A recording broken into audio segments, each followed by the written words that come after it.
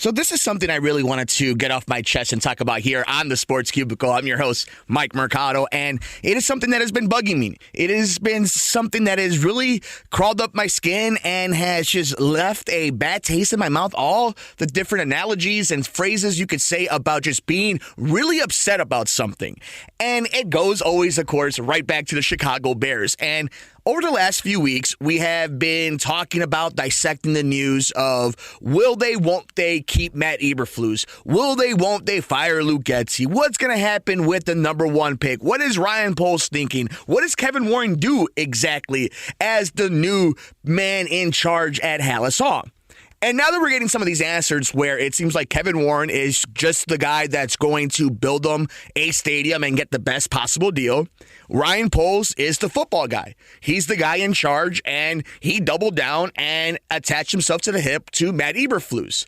And if it wasn't for the fact that this coach, that who by all means did get a raw deal in his first year where they were rebuilding and they just tore down the entire roster, still lost 10 games this season, had blown leads multiple times late in the fourth quarter to lose said 10 games. Cleveland, Denver, ring a bell?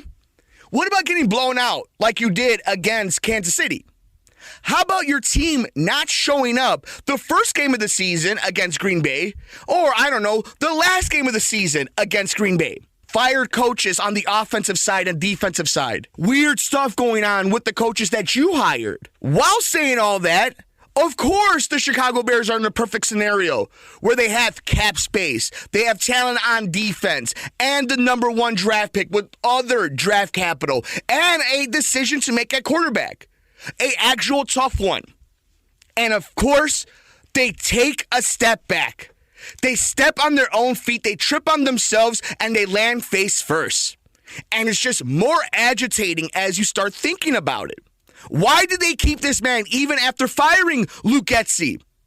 I don't care how good you think the defense got, how much better the progression may have been. A lot of that has to do with health, having studs there like a Jalen Johnson, having studs come to your team like a Montez Sweat, having revelations like a Tyreek Stevenson, like obviously Kyle Gordon. There's obviously reasons why this defense got better. How much of it had to deal with Matt Eberflus himself, who by all means is a good defensive coordinator, and I do want to give him credit for some type of development. But for that to be the reason that you hang your hat on in a cycle where I go on Twitter, I go on Instagram, you go on TikTok, you watch ESPN or any one of these other major sport news outlets, and what are you reading?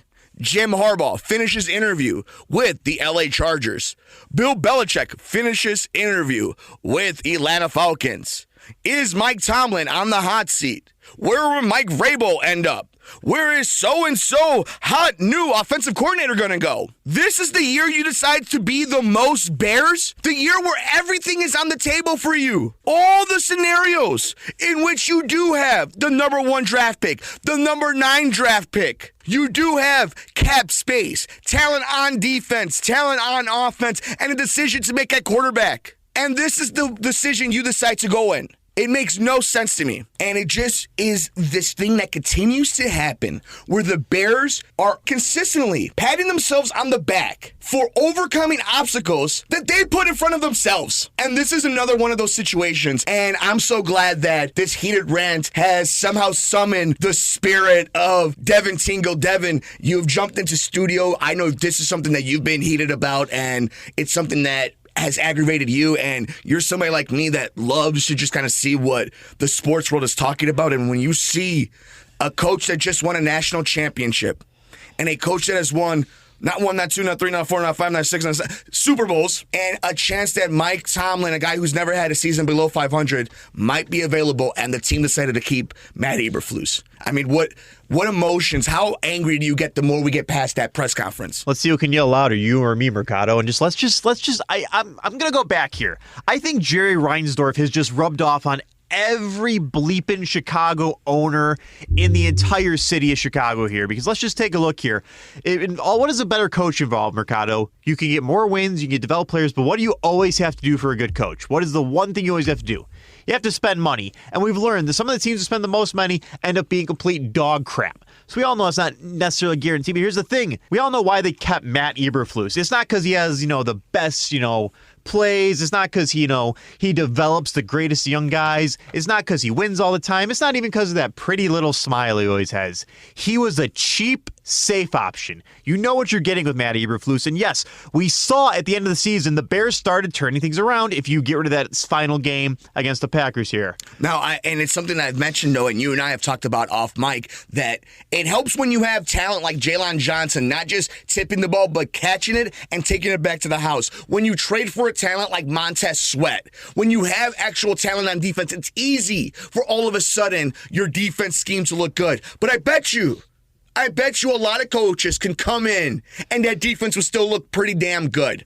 Yeah, we actually had a defensive coordinator, but again, we don't need one. How much longer till he says we don't need an offensive coordinator? Why don't we? Because he fired them. Exactly. And this could be the Chicago Eberfluses. Maybe that's his whole, I'm going to swear really bad one day. That's his whole dream here. But again, it just goes back to we're just, keep the team just good enough here. And here's the thing right now. We all know what's going to happen. It's been said they do not want to trade the number 1 draft pick. We all know someone's coming to Chicago, and their position is going to start with a Q and end with a B. Technically a K if we're getting real grammatical here, but we're not getting there right now. You're now getting, Matt Eberflus probably weasels his way like Chris Getz said, give me what I want and I'll turn this team around. And when this team finishes 2-15 next year, then what's your excuse? Oh, he loves the game of football like we pulled with, what's-his-face, Matt Nagy effing years ago? No, F that. You need to spend money on talent, veterans. I'm not saying bringing a Bill Belichick, who's old as dirt, but here's the thing.